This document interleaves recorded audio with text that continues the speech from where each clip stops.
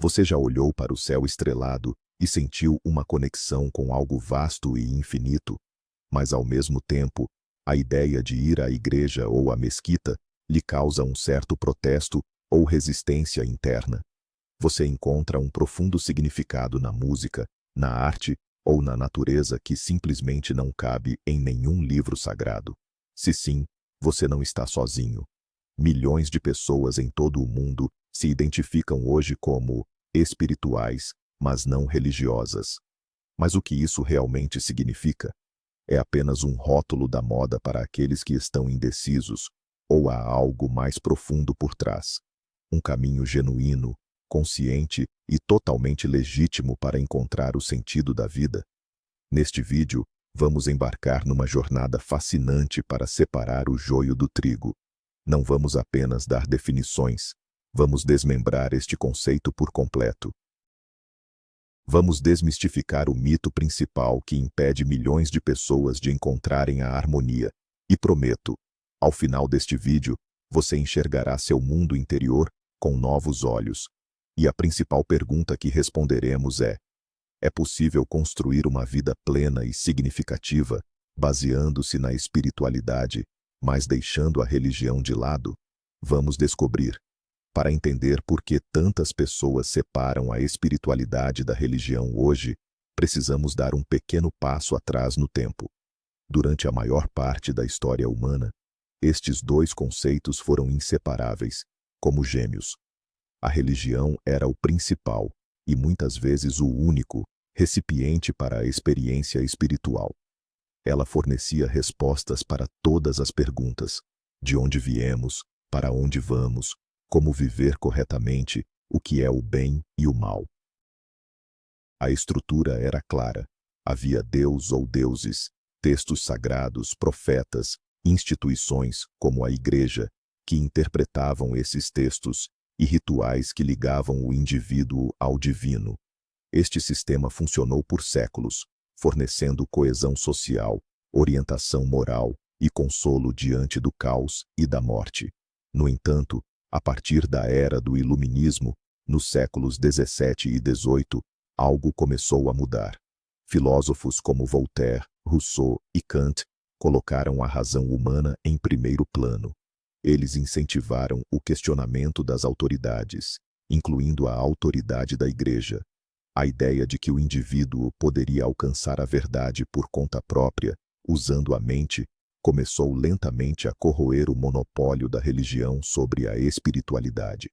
Mais tarde, no século XIX, os transcendentalistas americanos, como Ralph Waldo Emerson e Henry David Thoreau, foram além. Eles afirmaram que o divino poderia ser encontrado não nas igrejas, mas na natureza e nas profundezas da própria alma. Suas ideias de autossuficiência e experiência espiritual pessoal foram os precursores do moderno movimento espiritual, mas não religioso. O século XX, com seus avanços científicos, globalização, guerras e revoluções culturais, abalou de vez as fundações antigas. As pessoas ganharam acesso a informações de todo o mundo, entraram em contato com práticas orientais como o budismo e a yoga, e a psicologia começou a oferecer seus próprios métodos não religiosos de autoconhecimento. E cá estamos nós, no século XXI, onde o individualismo é valorizado como nunca, e a frase "eu sou espiritual, mas não religioso" tornou-se não apenas possível, mas para muitos, a descrição mais honesta de sua visão de mundo. Sendo assim, vamos começar pela base, pelo fundamento. Para entender o que distingue a espiritualidade da religião, precisamos estabelecer definições claras e operacionais para ambas. Muitas vezes, essas palavras são usadas como sinônimos, mas isso é o mesmo que confundir a receita com o prato pronto. A religião é, na sua essência, um sistema organizado. Imagine uma casa grande e sólida, que foi construída e aprimorada ao longo de séculos. Essa casa tem a fundação, que são os dogmas, ou seja, um conjunto de afirmações aceitas pela fé, sem a necessidade de provas. Por exemplo, o dogma da Trindade no cristianismo, ou o da Imaculada Conceição. Há as paredes, que são os textos sagrados, como a Bíblia, o Alcorão, a Torá. Eles contêm as regras, as histórias e os mandamentos. Existe o telhado, que é a estrutura institucional, a igreja, a mesquita, a sinagoga, com toda a sua hierarquia, o Papa, os ímãs, os rabinos. Essa estrutura protege e dissemina o ensinamento. Há as janelas e as portas, que são os rituais e os ritos. O batismo, o salat, ou namaz, o shabat. Eles funcionam como pontos de entrada para o espaço sagrado e como formas de interação com o divino. E, finalmente, nessa casa vivem pessoas, que são a comunidade, o conjunto de fiéis unidos por crenças e práticas comuns. Dessa forma, a religião oferece um mapa pronto, um guia detalhado para a vida. Ela diz em que acreditar, como rezar, como se comportar, o que comer e até mesmo com quem se deitar. É um caminho estruturado e coletivo. Isso oferece um senso de pertencimento, clareza e o apoio da comunidade. Para milhões de pessoas ao redor do mundo, esse sistema traz um conforto e um significado inigualáveis. Mas, como qualquer casa, ela tem suas regras, e nem todos estão dispostos ou querem viver nela seguindo essas regras. É um caminho externo, prescrito, que o indivíduo aceita como um dado. O catolicismo, por exemplo, com sua hierarquia bem definida, do Papa ao padre paroquial, seus sacramentos obrigatórios e seu direito canônico, é um exemplo claro dessa estrutura que oferece um conjunto de respostas prontas para todas as questões da vida. Agora, foquemos na espiritualidade. Se a religião pode ser vista como uma casa já construída para você, a espiritualidade é, na verdade, uma bússola e um kit de ferramentas que você usa para erguer seu próprio refúgio ou simplesmente para navegar pelo mundo. A espiritualidade é uma busca estritamente pessoal e interior. Não é um sistema fechado, mas sim um processo contínuo. No seu cerne, não encontramos o dogma, mas a experiência pessoal e a vivência. Isso pode se manifestar como um sentimento de admiração perante a grandeza da natureza, uma sensação de unidade com tudo o que existe durante a meditação, um profundo vislumbre após ouvir uma peça musical, ou uma onda de compaixão por outro ser vivo. A espiritualidade não exige a crença em um Deus-pessoa específico, como nas religiões abraâmicas. Ela pode estar ligada à fé em uma força impessoal, uma energia, uma consciência universal, na própria vida, ou simplesmente na profunda interconexão de todas as coisas. Ao contrário da religião, com seu mapa já traçado, a espiritualidade é a ação de mapear o caminho por conta própria. As questões centrais aqui não são no que devo crer, mas sim o que sinto, o que faz sentido para mim, quais são meus valores fundamentais e como viver em harmonia comigo e com o mundo. Em vez de um poder externo, seja um sacerdote ou um livro sagrado, a autoridade máxima reside na própria experiência interior, na intuição e na consciência individual. Em lugar de um conjunto de rituais prontos, o indivíduo pode criar os seus. Por exemplo, para alguns, tomar a xícara de café matinal em silêncio, vivendo plenamente o momento presente, pode se tornar um ritual mais significativo do que assistir ao culto de domingo. Dessa forma, a espiritualidade não se trata de seguir regras, mas de fazer perguntas. É o caminho do explorador, e não do seguidor. Isso não significa que seja um caminho mais fácil. Pelo contrário, exige maior responsabilidade, autoconhecimento e coragem, pois todas as respostas devem ser procuradas dentro de si, e não em textos antigos. É uma jornada interna, individual e frequentemente única. Já que estamos falando de história, vale a pena dar uma olhada mais profunda nas raízes filosóficas dessa separação. A ideia de que a experiência pessoal pode ser mais importante do que o dogma não é, claro, uma invenção do século XXI. Quem começou a desenvolver ativamente essa linha de pensamento na cultura ocidental foram os filósofos do Iluminismo. Eles não eram necessariamente ateus. Muitos eram deístas, ou seja, acreditavam num Deus criador que montou o universo como um mecanismo de relógio perfeito e se absteve de intervir em seus assuntos. Para eles, a razão era a principal ferramenta de conhecimento, inclusive para compreender o divino. Eles defendiam que as leis morais universais poderiam ser deduzidas através da lógica e da observação da natureza, e não apenas por meio das revelações contidas na Bíblia. Os iluministas criticaram abertamente a fé cega, as guerras religiosas e o poder da Igreja sobre a mente das pessoas. Este foi o primeiro grande impulso para a ideia de que é possível ter uma conexão com o superior, ou o divino, sem passar pelas instituições oficiais. Mas o verdadeiro florescimento da espiritualidade individualista ocorreu no século XIX, na América, com o movimento do transcendentalismo. Pensadores como Ralph Waldo Emerson, Henry David Thoreau e Margaret Fuller se tornaram verdadeiros profetas da espiritualidade sem a necessidade de religião. Em seu famoso ensaio Autoconfiança, Self-Reliance, Emerson exortava cada indivíduo a confiar na sua intuição e na sua visão única do mundo, em vez de seguir cegamente as tradições. Ele escreveu que, dentro de todo ser humano reside algo divino. Thoreau foi além. Ele se isolou por 2 anos numa cabana no Lago Walden para viver uma vida simples, buscando a verdade no retiro e na comunhão com a natureza. Seu livro, Walden, ou A Vida nos Bosques, se tornou uma espécie de Bíblia para quem busca a espiritualidade na simplicidade e na naturalidade, e não nos rituais e pompa das igrejas. Os transcendentalistas acreditavam que Deus está presente em toda parte, em cada árvore, em cada pessoa, e que, para se comunicar com Ele, não são necessários intermediários. As suas ideias, audaciosas e revolucionárias para a época, estabeleceram uma base poderosa para a compreensão moderna da espiritualidade como uma jornada pessoal e íntima. Certo, história e filosofia estão resolvidas, mas por que é que, hoje em dia, tantas pessoas escolhem este caminho?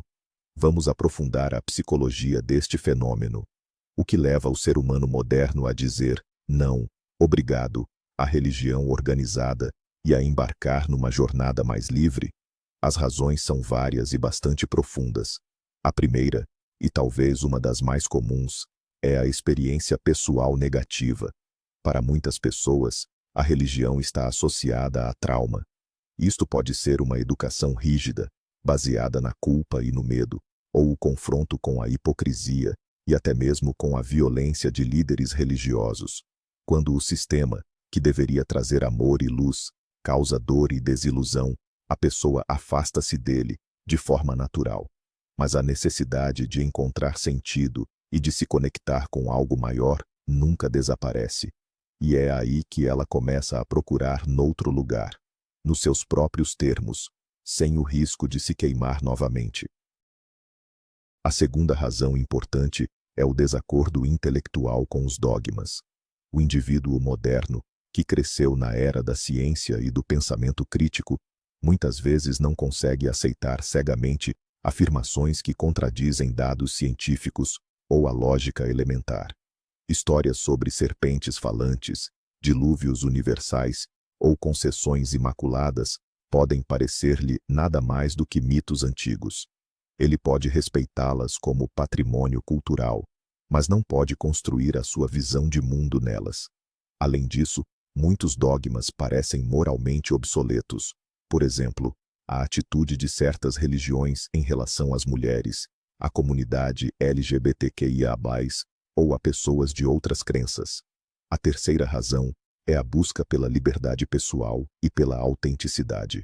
Na nossa cultura, onde a individualidade é tão valorizada, a ideia de seguir um conjunto de regras único para todos parece sufocante para muitos.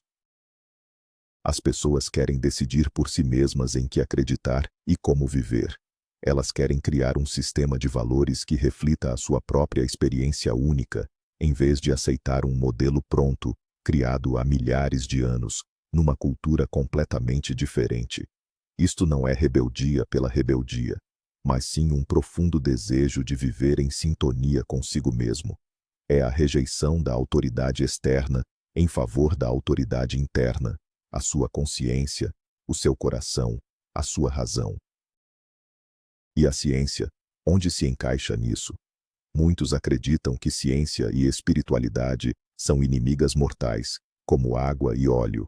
A ciência, dizem, lida com fatos, matéria e objetividade, enquanto a espiritualidade é sobre sentimentos, fé e subjetividade. Mas será que isso é realmente verdade? Nas últimas décadas, notamos uma surpreendente convergência entre esses dois mundos. E isso desmistifica um dos principais mitos, o de que ser espiritual significa ser anticientífico. Vamos dar uma olhada na neurociência. Com tecnologias como a ressonância magnética funcional, ou fMRI, os cientistas podem agora, literalmente, espiar o cérebro de alguém que está meditando ou vivenciando uma experiência mística. E o que eles encontram? Estudos conduzidos, por exemplo, pelo neurocientista Richard Davidson, demonstraram que a prática prolongada de meditação, mindfulness, leva a mudanças reais e mensuráveis na estrutura e função do cérebro. Nos meditadores, há um aumento na densidade da massa cinzenta em áreas ligadas à atenção, autoconsciência e compaixão, como o córtex pré-frontal e a ínsula. Ao mesmo tempo, observa-se uma redução na atividade da amígdala, o centro do medo e da ansiedade. Não é apenas uma sensação subjetiva de que a pessoa está mais calma. São mudanças fisiológicas objetivas. Outra área fascinante é a pesquisa com psicodélicos, realizada em instituições de prestígio, como a Universidade Johns Hopkins. Sob estrito controle médico, os participantes recebem psilocibina, o composto ativo dos cogumelos mágicos. A grande maioria relata vivenciar uma profunda experiência mística, um sentimento de união com o todo, a dissolução do ego e a sensação do sagrado. Essa experiência muitas vezes leva a mudanças positivas de longo prazo na personalidade. As pessoas se tornam mais abertas, bondosas e demonstram menos medo da morte. E mais uma vez, os cientistas conseguem visualizar o que acontece no cérebro. Os psicodélicos desativam temporariamente a rede de modo padrão, que é responsável pelo nosso ego, permitindo que diferentes áreas do cérebro se comuniquem mais livremente. Assim, a ciência não está refutando a espiritualidade. Ao contrário, está começando a encontrar o substrato fisiológico para ela. Ela demonstra que as experiências espirituais não são invenções, mas sim estados reais de consciência, que podem ser estudados e que têm um impacto profundo no nosso bem-estar. Agora, vamos desmistificar um dos mitos e críticas mais comuns dirigidos àqueles que seguem um caminho espiritual fora das estruturas religiosas.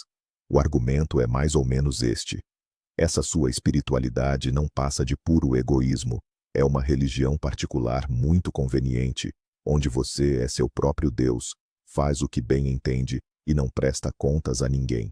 É apenas uma forma de satisfazer seus desejos sob um rótulo bonito. Este é um ponto que se ouve muito de seguidores de religiões tradicionais, e à primeira vista, pode parecer convincente. Afinal, se não há um Deus externo para julgar você, nem uma comunidade perante a qual você deve prestar contas, isso não acaba virando mero narcisismo espiritual? Vamos analisar. Essa crítica ignora um ponto crucial.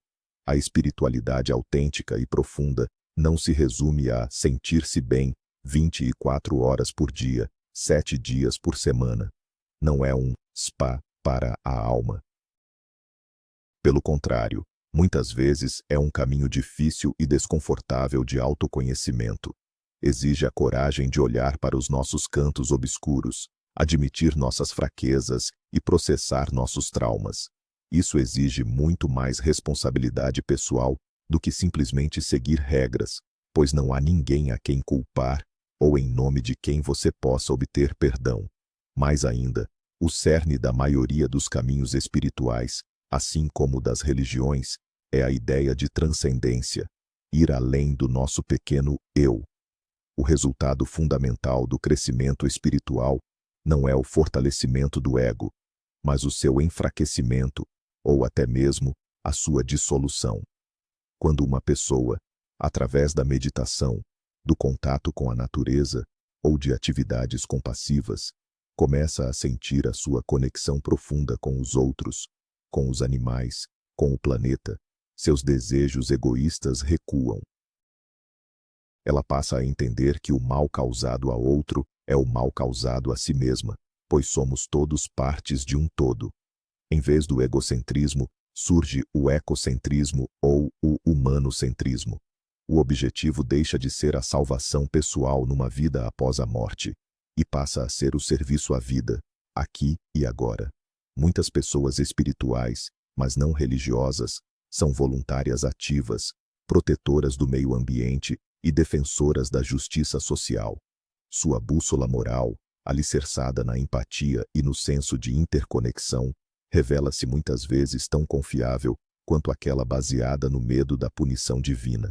Portanto, o mito da espiritualidade como mero egoísmo é um equívoco profundo que confunde o caminho individual com um objetivo egocêntrico. Certo, falamos muito sobre a teoria. Mas como é que isso se parece na prática?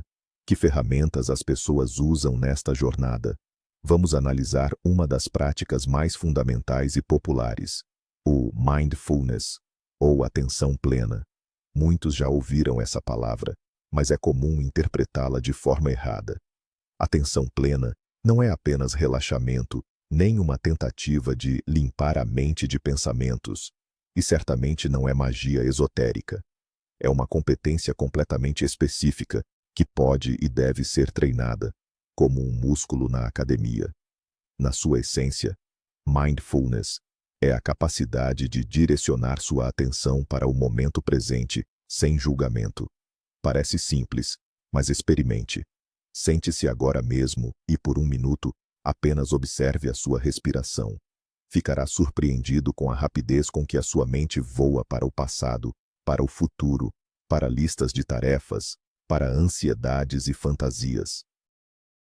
A nossa mente é uma máquina de produzir pensamentos, e na maior parte do tempo estamos completamente identificados com esse fluxo. Não o controlamos, ele nos controla. A prática da atenção plena é a maneira de recuperar esse controlo.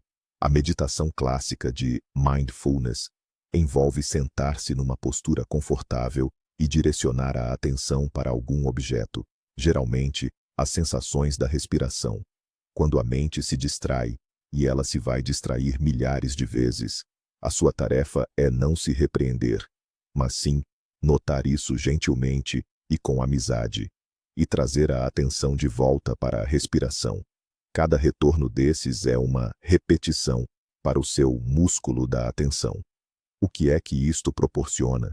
Primeiro, começa a ver os seus pensamentos e emoções de fora, em vez de ser escravo deles. Compreende que você não é a sua ansiedade nem a sua raiva. Você é o espaço onde elas surgem e desaparecem. Isso proporciona uma liberdade imensa. Segundo, começa a viver a sua vida de verdade. Em vez de beber um chá a pensar no trabalho, você está apenas a beber o chá, sentindo o seu sabor, calor e aroma. A vida de preto e branco transforma-se em cores. Embora esta prática tenha chegado ao Ocidente através do budismo, hoje é ensinada de uma forma absolutamente secular em empresas, escolas, hospitais e até mesmo no exército. A sua eficácia na redução do estresse, da ansiedade e dos sintomas de depressão foi comprovada por centenas de estudos científicos. E este é o exemplo ideal de uma prática espiritual acessível a todos, independentemente da sua fé. Dando sequência ao nosso conjunto de ferramentas práticas, chegamos à segunda prática fundamental para muitos que trilham a busca espiritual: o estabelecimento de uma conexão profunda com a natureza. Mais uma vez, isso não é novidade. Desde os tempos mais antigos, a humanidade sempre sentiu uma presença sagrada na natureza. Xamãs, druidas, taoístas e até mesmo os transcendentalistas que já mencionamos, todos eles buscaram sabedoria e força na comunhão com florestas, montanhas e rios. No mundo contemporâneo, onde a maioria vive em selvas de concreto, afastada dos ritmos naturais, esta necessidade de conexão com a natureza torna-se particularmente urgente. Mas por que a natureza detém tamanho poder espiritual?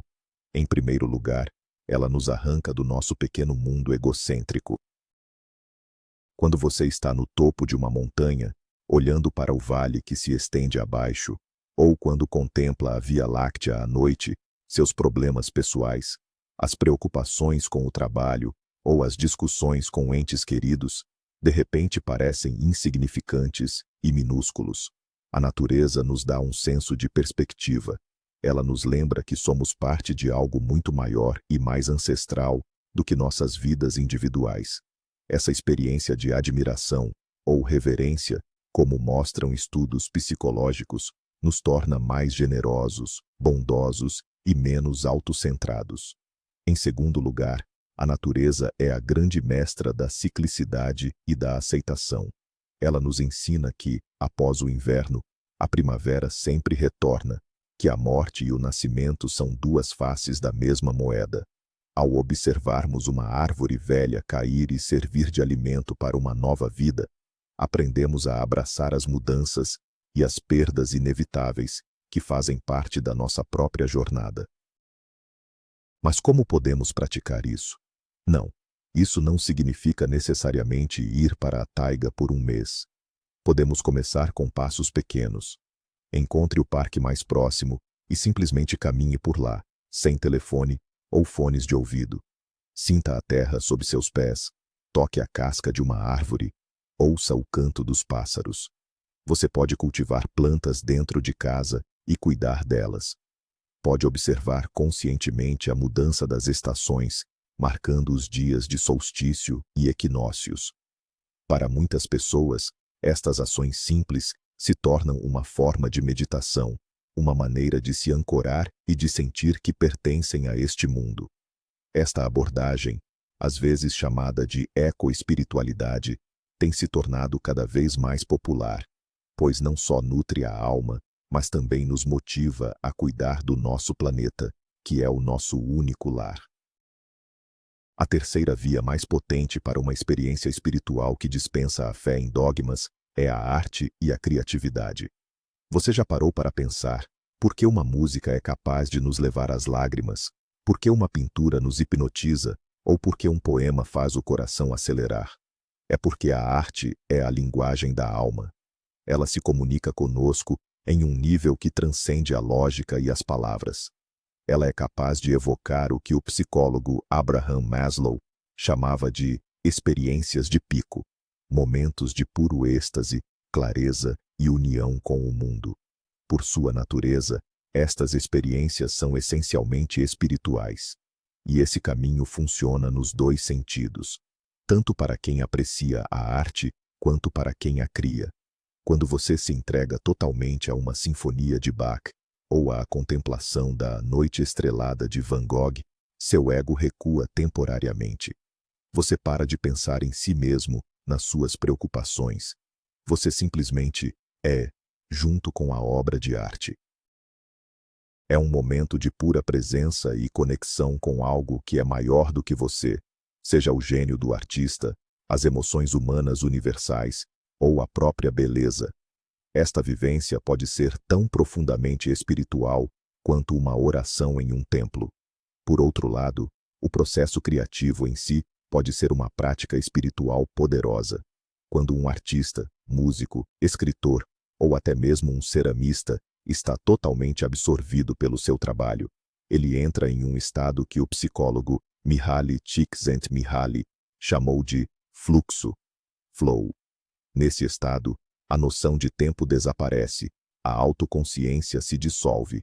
Existe apenas a ação e a fusão completa com ela.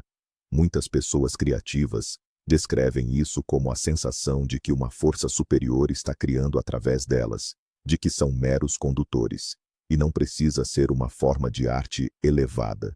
Você pode experimentar isso ao cozinhar com amor, cuidar do seu jardim, fazer tricô ou dançar. Qualquer ação realizada com total dedicação e atenção pode se tornar um ato criativo e uma forma de meditação. Assim, a arte e a criatividade nos oferecem oportunidades infinitas para explorar nosso mundo interior, para expressar o indizível e para tocar o transcendente, aquilo que está além da nossa realidade cotidiana.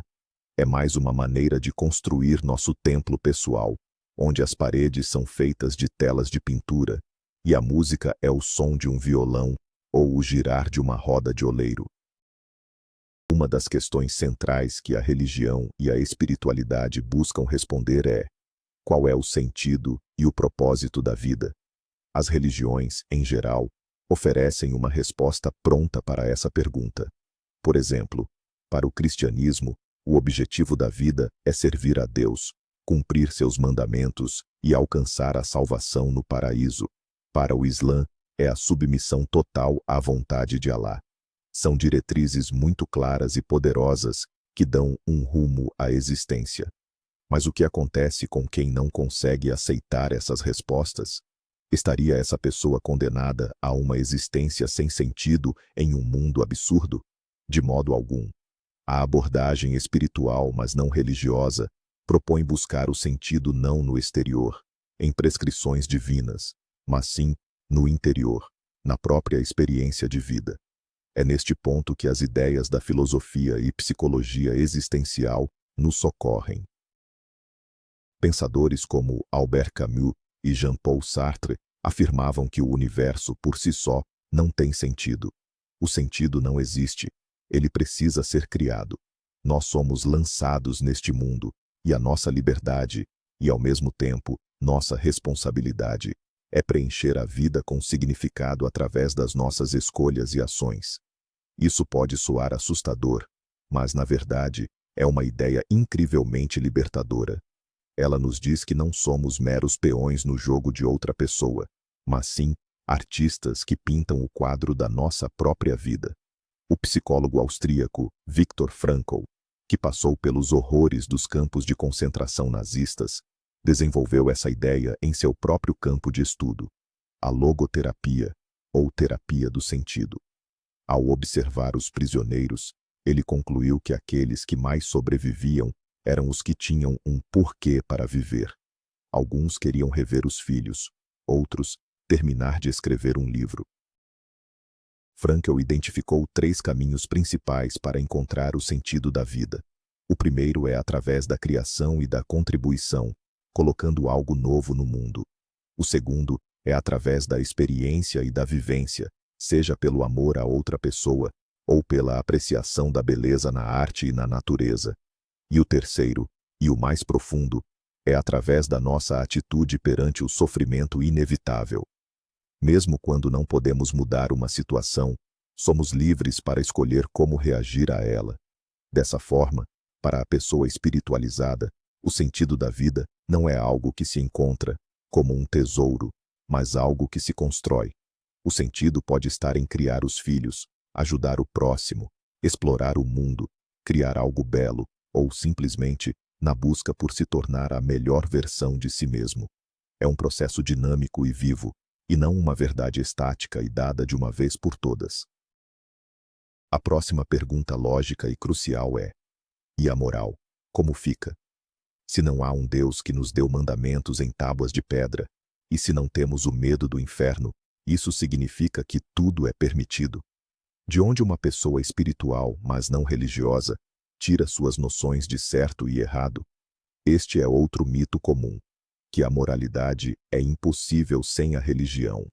Mas a história e o pensamento ético moderno provam que isso não é verdade.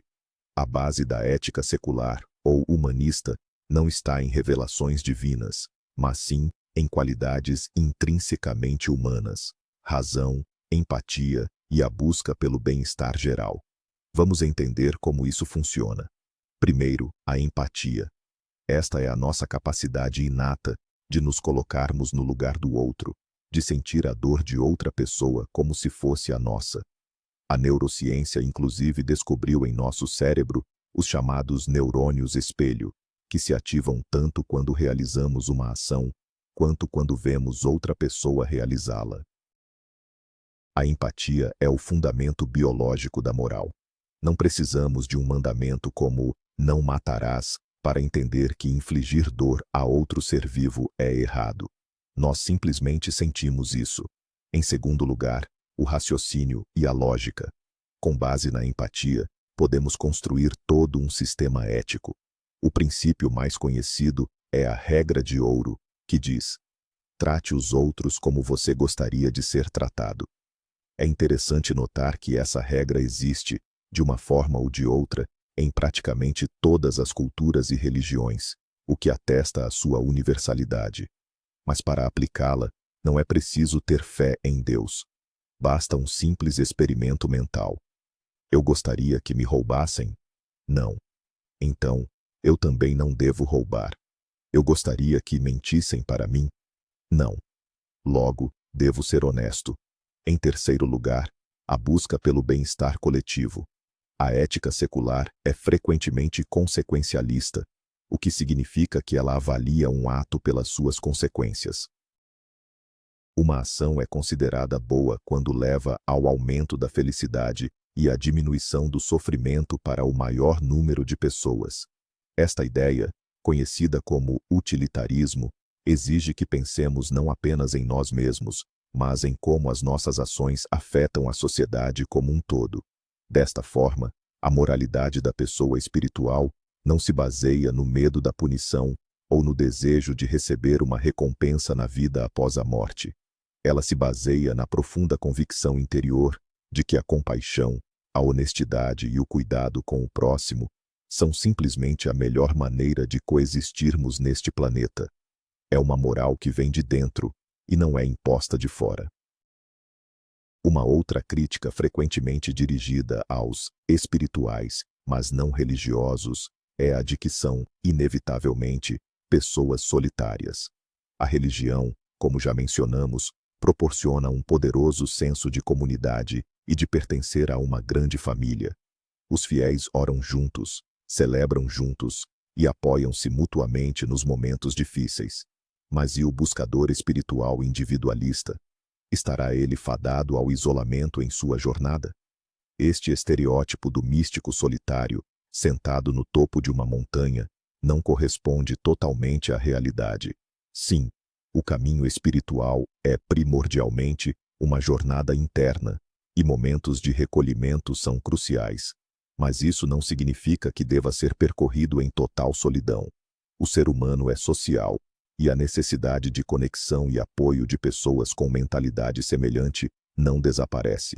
Simplesmente as formas dessa interação podem ser diferentes. O mundo moderno oferece inúmeras maneiras de encontrar a sua tribo fora das estruturas religiosas tradicionais. Podem ser grupos de meditação, onde as pessoas se reúnem para praticar e compartilhar suas experiências.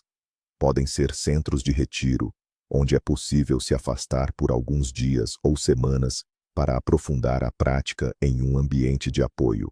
Podem ser aulas de yoga, que para muitos deixam de ser apenas fitness e se tornam um ponto de encontro para pessoas com valores semelhantes. As comunidades online desempenham um papel crucial. Fóruns, grupos em redes sociais, podcasts e canais do YouTube dedicados à espiritualidade, autodesenvolvimento e filosofia reúnem milhões de pessoas globalmente. Nesses espaços, é possível tirar dúvidas, compartilhar uma revelação, receber apoio e, acima de tudo, perceber que você não está sozinho na sua busca. Além disso, a comunidade de uma pessoa espiritual não precisa ser formal. Sua congregação pode ser um círculo de amigos íntimos com quem se pode conversar sobre temas profundos, sua família, com a qual ele constrói relacionamentos baseados no amor e no respeito, ou até mesmo um grupo de colegas de trabalho que colaboram em uma causa comum, que lhes traga significado. É crucial entender que a qualidade da conexão é mais importante do que a quantidade ou a afiliação formal. Pode se sentir incrivelmente solitário numa igreja lotada se não se compartilha das crenças dos outros e, inversamente, sentir uma profunda afinidade espiritual com um único amigo. Portanto, o mito do indivíduo espiritual, como um marginalizado isolado, não passa disso. Um mito. Encontrar o apoio de almas afins é uma parte natural e essencial desse caminho. A questão dos rituais está intimamente ligada à própria ideia de comunidade. As religiões, por exemplo, são repletas de rituais, cultos semanais, festas anuais e os ritos de passagem que celebram momentos cruciais da vida, como nascimentos, casamentos e a morte. Rituais não são apenas ações sem sentido. Eles carregam um profundo significado psicológico. Eles estruturam o nosso tempo, criam uma sensação de estabilidade, ajudam-nos a superar momentos difíceis e nos conectam tanto com o passado quanto com a nossa comunidade. E quando alguém se afasta de uma religião, é comum sentir um vazio, a falta dessas ações significativas e repetitivas. Mas será que um caminho espiritual deve ser uma vida sem rituais? Claro que não. A diferença é que, aqui, como em tudo mais, o foco muda. Saímos dos rituais coletivos e prescritos e passamos para os rituais pessoais, criados por nós mesmos. A pessoa que busca um caminho espiritual pode, e deve, criar seus próprios rituais que façam sentido exclusivo para ela. O que isso pode ser? Qualquer coisa. Para alguns, pode ser um ritual matinal. 5 minutos de silêncio antes de começar o dia, uma chávena de chá ou café tomada com total atenção, ou escrever algo no seu diário de gratidão.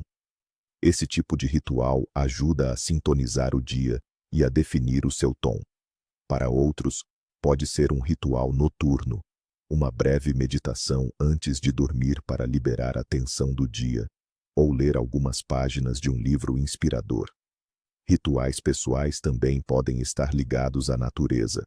Por exemplo, celebrar os dias de solstício e equinócio, que são as festas naturais mais antigas da humanidade.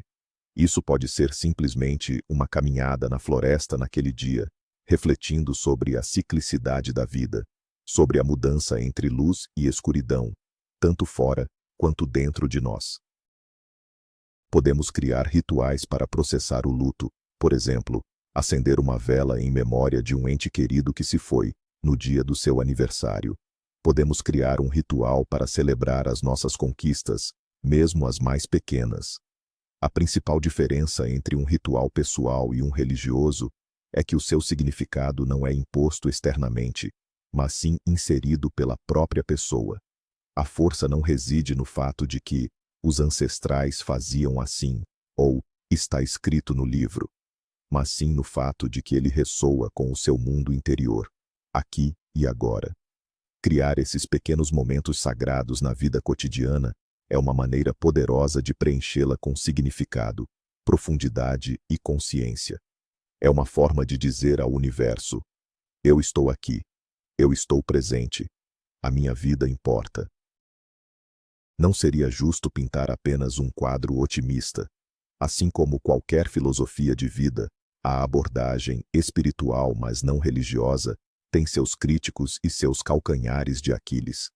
É crucial analisá-los abertamente para se ter uma visão equilibrada. As críticas costumam vir de dois flancos opostos, dos adeptos das religiões tradicionais e dos ateus e céticos mais convictos. Vamos analisar os argumentos de cada lado. Os críticos religiosos frequentemente alegam que essa espiritualidade, self-service ou caseira, é, na verdade, um superficial supermercado espiritual ou uma salada de crenças. Segundo eles, a pessoa apenas apanha o que lhe agrada de diversas tradições, um pouco de budismo, uma pitada de sufismo, uma dose de xamanismo, ignorando os aspectos mais complexos e inconvenientes desses ensinamentos. O resultado final é um sistema raso e eclético que visa, sobretudo, o agradar do próprio ego. Há uma verdade inegável nessa crítica. O risco de uma abordagem superficial é real. A pessoa apenas coleciona citações bonitas e práticas exóticas, sem jamais se aprofundar seriamente em nada. Sem a disciplina e o rigor fornecidos pela tradição, é fácil perder-se. Vejamos agora a crítica vinda do campo dos ateus. Eles argumentam: a sua espiritualidade é apenas a religião de sempre, mas sem regras claras. Vocês continuam a acreditar numa energia, num universo ou numa força superior indefinida. Simplesmente substituíram um Deus por outro, mais conveniente e diluído. Não há como provar a existência de nada disso. Portanto, é a mesma fé irracional, apenas com uma embalagem nova. Esse argumento também é pertinente. É fato que muitas pessoas espirituais acreditam em algo transcendente, que foge ao conhecimento científico. Para o materialista estrito, essa crença não se diferencia em nada da fé em um Deus tradicional. No entanto, a distinção principal reside na abordagem. A espiritualidade, geralmente, não exige a verdade objetiva e universal de suas convicções. É uma experiência inerentemente pessoal, que não ambiciona o estatuto de lei universal. Uma pessoa espiritual pode afirmar: eu não sei se existe uma mente cósmica, mas viver de acordo com essa ideia me torna alguém melhor e mais feliz. É uma postura notavelmente mais flexível e muito menos dogmática. Em suma, ambas as críticas apontam para riscos reais e concretos: o risco da superficialidade e o risco do auto-engano. E tomar consciência desses perigos é, por si só, o primeiro passo para conseguir evitá-los. É importante esclarecermos uma outra distinção crucial que frequentemente gera confusão. Qual é, afinal, a diferença entre a postura espiritual, mas não religiosa, e o agnosticismo? Embora sejam frequentemente confundidos, eles se referem a abordagens de temas bem distintos.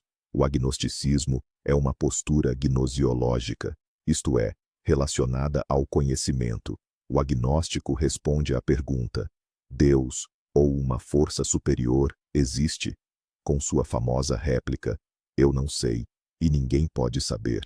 O agnóstico defende que, em princípio, a razão humana é incapaz tanto de provar quanto de refutar a existência de algo transcendente. Por essa razão, ele se abstém de emitir juízos. É uma postura de grande honestidade intelectual e humildade. O agnosticismo trata, portanto, daquilo que podemos saber. Já a espiritualidade, por sua vez, diz respeito, acima de tudo, à experiência, aquilo que podemos sentir e vivenciar. A pessoa que se define como espiritual não se prende à pergunta: o que existe? Mas sim à questão prática: como viver? O seu foco não é a verdade metafísica sobre a estrutura do universo, mas a busca prática por significado, harmonia e conexão com o mundo. Essas duas posturas são compatíveis e podem coexistir numa mesma pessoa? Sim, absolutamente. Aliás, isso é muito comum. Alguém pode ser agnóstico no plano intelectual, admitindo que não tem, e nem pode ter, provas da existência de Deus. No entanto, no plano existencial, essa pessoa pode ser profundamente espiritual. Ele pode meditar, não por acreditar que isso o conectará a Brahman, mas porque ele se convenceu, por experiência própria, que a prática o torna mais calmo e compassivo. Pode sentir um profundo respeito e reverência pela natureza, não por crer na deusa Gaia, mas porque essa experiência em si é valiosa e enriquece a sua existência. Tal indivíduo, no fundo, está dizendo: eu não sei o que está para lá dos limites do mundo visível, mas eu sei que certas práticas e perspectivas tornam a minha vida, aqui e agora, mais significativa, profunda e alegre. Essa posição singular permite evitar o dogmatismo, seja ele religioso ou ateísta. A pessoa não afirma ter o monopólio da verdade, mas também não renuncia à busca e à experiência pessoal. Ela se mantém como uma exploradora aberta e curiosa da realidade, tanto a externa quanto a interior. As práticas orientais desempenharam um papel imenso na formação da espiritualidade ocidental contemporânea. Yoga, meditação, Qigong e Tai Chi são termos conhecidos por todos.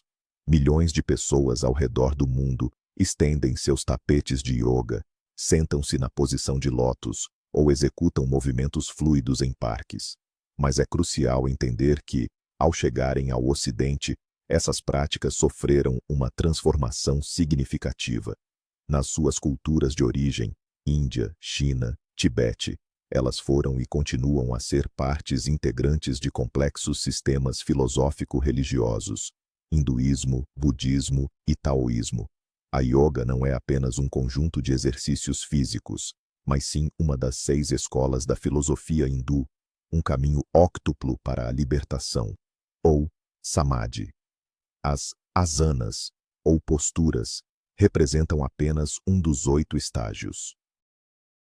No budismo, a meditação não é apenas uma técnica de relaxamento, é a ferramenta central para compreender a natureza da realidade e alcançar a iluminação, ou nirvana.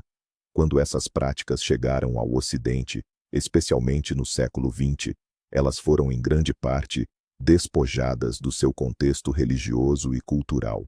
Foram adaptadas para o indivíduo ocidental, que não estava preparado para aceitar a complexa mitologia e metafísica. O foco foi desviado do objetivo final, a libertação ou iluminação, para benefícios intermédios, mais tangíveis e pragmáticos, redução do estresse, melhoria da saúde, aumento da concentração e equilíbrio emocional.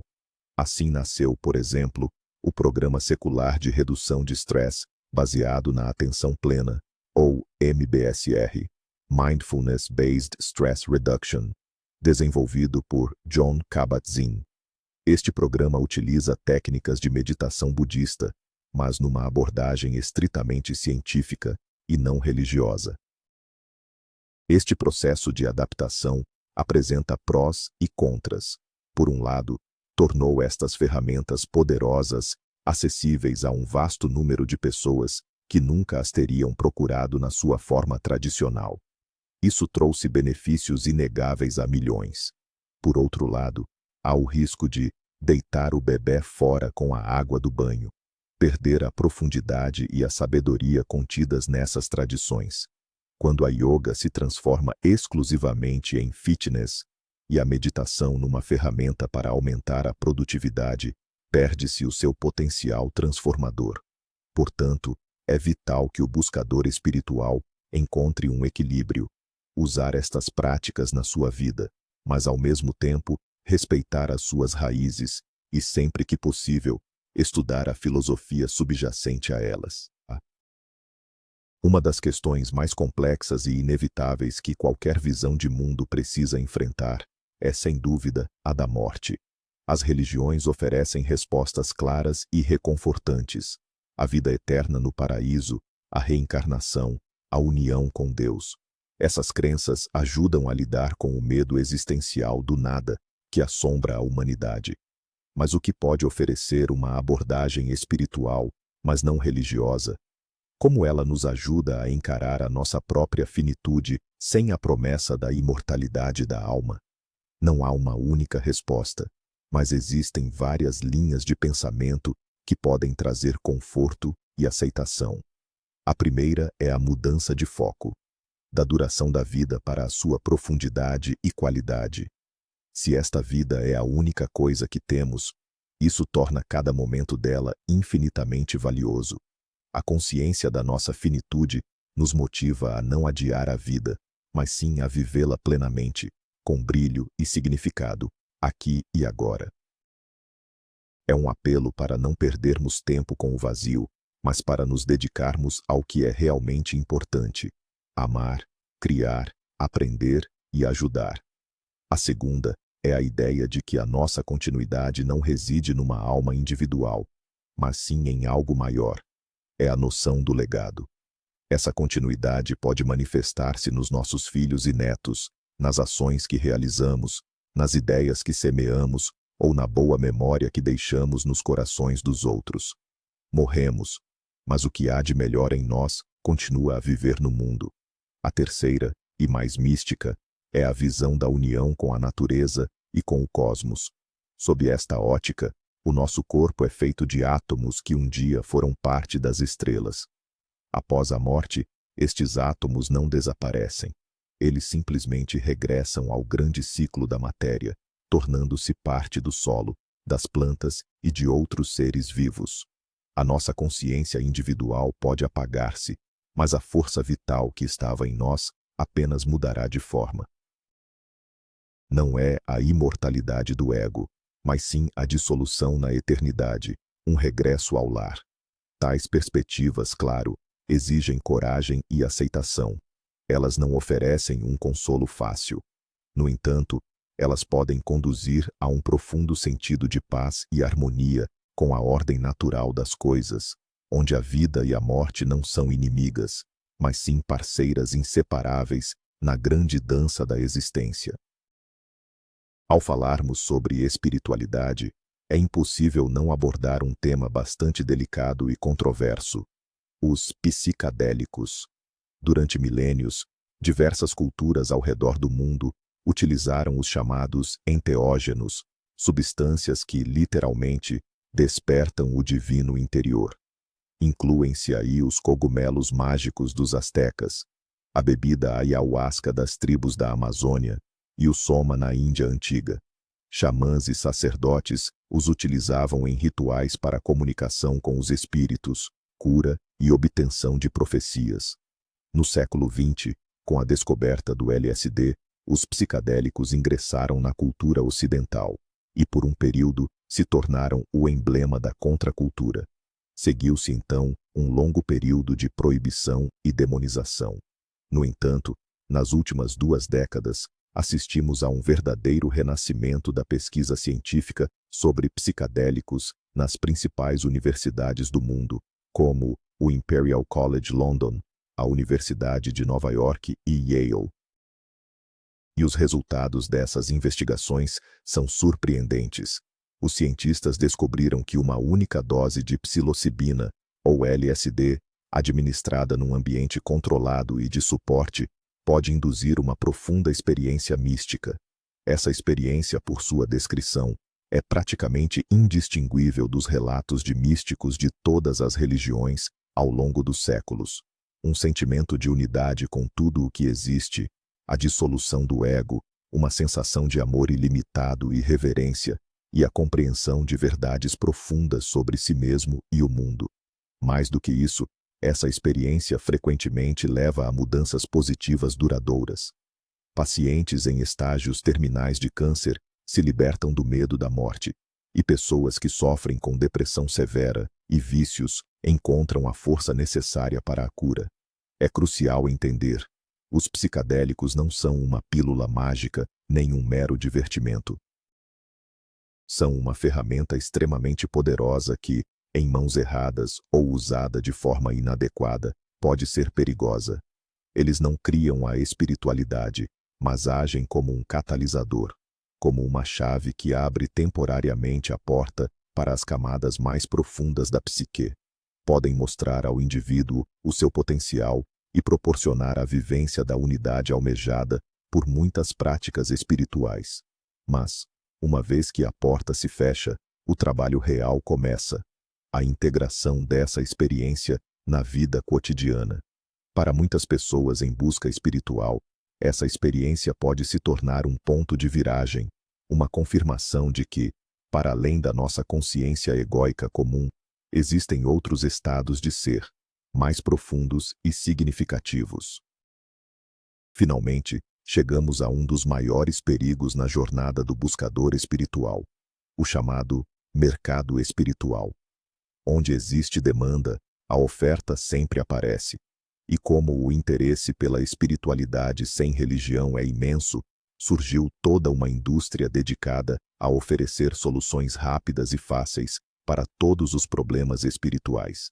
Este mercado está cheio de armadilhas, e é crucial aprender a reconhecê-las para não cairmos em esquemas de fraude ou autoengano. A primeira armadilha são os pseudogurus e os mestres duvidosos. São indivíduos carismáticos que se autodeclaram iluminados, exigem obediência inquestionável, prometem cura instantânea e, claro, cobram caro por isso. Eles usam frequentemente a manipulação, jogam com o sentimento de culpa e criam um culto de personalidade ao seu redor. Um verdadeiro professor espiritual jamais tentará suprimir a sua vontade. Pelo contrário, ele irá ajudá-lo a encontrar sua própria sabedoria interior. Ele aponta para a lua, mas não exige que você adore o dedo dele. O segundo risco é a comercialização. Muitas práticas ancestrais são transformadas em mercadoria da moda.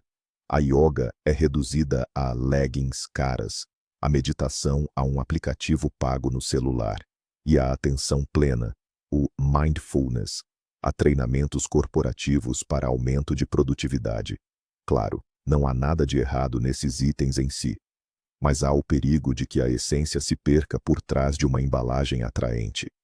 A espiritualidade não é algo que se compra, é algo que se pratica. A terceira armadilha é a positividade tóxica. Esta é a ideia de que você deve estar sempre positivo, sempre vibrando em altas frequências, e que qualquer emoção negativa é um sinal da sua não espiritualidade. Essa abordagem força as pessoas a reprimir e negar seus sentimentos reais, a raiva, a tristeza, o medo. Mas a verdadeira espiritualidade não é sobre ser sempre feliz, é sobre ser inteiro. É sobre ter a coragem de confrontar a sua sombra, vivenciar e aceitar todas as suas emoções, em vez de fingir que elas não existem. Como então separar o joio do trigo? O critério principal é a sua bússola interna. Desenvolva o pensamento crítico. Faça perguntas. Teste tudo em sua própria experiência. Se algo lhe parece bom demais para ser verdade, provavelmente é. E lembre-se, o verdadeiro caminho espiritual leva a mais liberdade, responsabilidade e compaixão, e não a dependência de um mestre ou de mais uma metodologia da moda. Percorremos um longo caminho. Definimos o que é religião e espiritualidade, mergulhamos na história e na psicologia, exploramos práticas específicas, respondemos às críticas e discutimos os potenciais obstáculos. E agora, chegamos à pergunta mais importante de todas.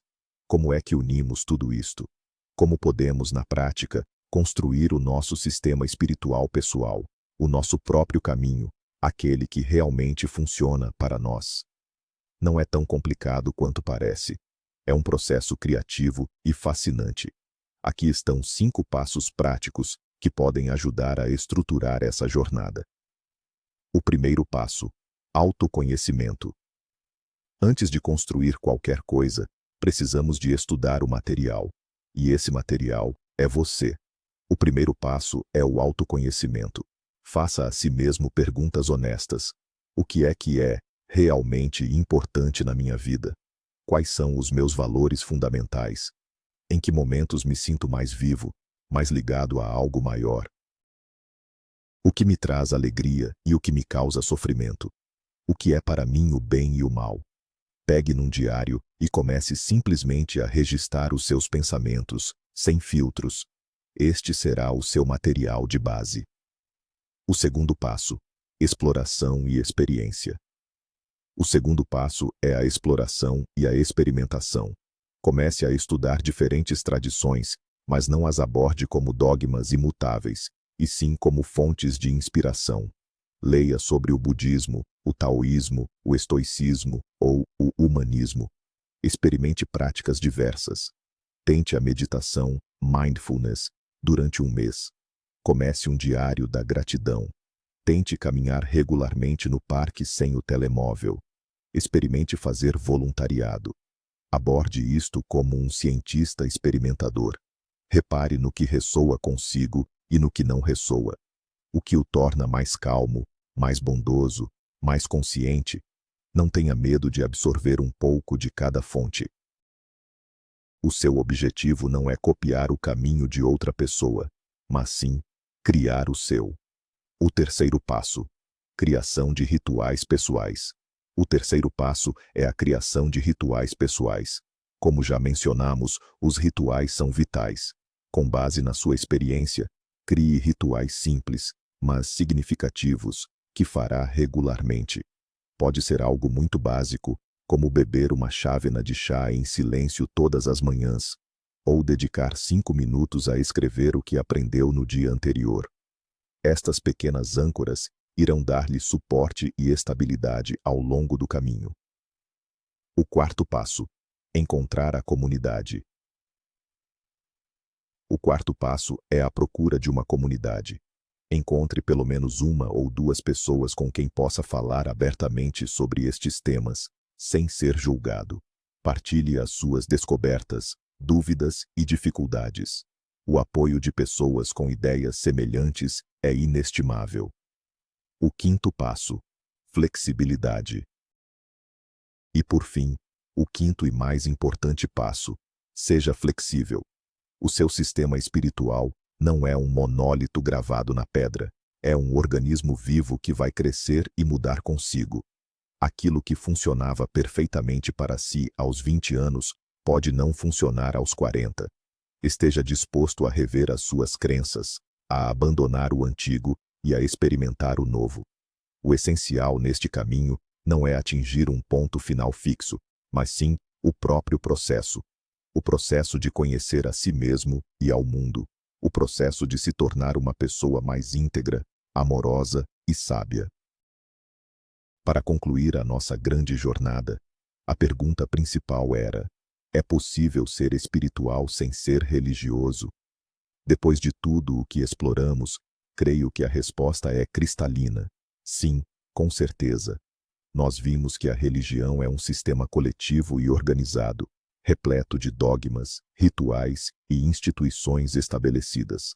Já a espiritualidade é aquela busca interior e pessoal por significado, conexão e valores, totalmente fundamentada na sua própria experiência de vida.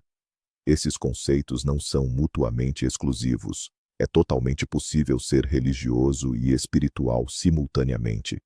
Mas também é perfeitamente viável trilhar um caminho espiritual profundo sem aderir a qualquer instituição religiosa. Nós desmistificamos a ideia de que essa jornada é uma invenção do século XXI. Suas raízes estão profundamente plantadas na história e na filosofia. E mais, nós compreendemos que a espiritualidade não contradiz a ciência. Pelo contrário, muitas vezes encontra nela a sua própria validação. Analisamos práticas concretas, como a atenção plena, ou mindfulness, a conexão com a natureza e o poder da criatividade que estão ao alcance de todos. Vimos que é perfeitamente possível construir uma ética sólida, encontrar sua comunidade e criar seus próprios rituais, longe das paredes de qualquer igreja. E o mais importante de tudo, desmantelamos o mito de que este é um caminho para egoístas ou solitários. A espiritualidade autêntica não nos leva à autoadmiração, mas sim a um profundo senso de compaixão e uma conexão genuína com toda a vida. É claro que essa jornada exige um grau maior de responsabilidade, coragem e autoconhecimento. Há armadilhas no caminho e não existem respostas prontas, mas é justamente aí que reside toda a sua beleza e o seu valor. É o caminho para quem está disposto a assumir a responsabilidade total pela sua vida e pelo seu próprio significado. Muito obrigado por terem feito essa jornada comigo e por terem assistido até o fim. Se este vídeo foi útil e o fez refletir, por favor, deixe o seu like. Isso ajuda muito o canal a crescer. E claro, inscreva-se para não perder as nossas próximas análises profundas.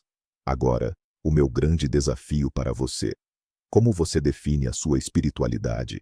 Você se considera religioso, espiritual, ambos ou nenhum dos dois? Por favor, compartilhe a sua história nos comentários. Eu terei um imenso prazer em ler seus pensamentos e suas experiências. Vamos criar uma discussão verdadeiramente profunda. Até os próximos vídeos.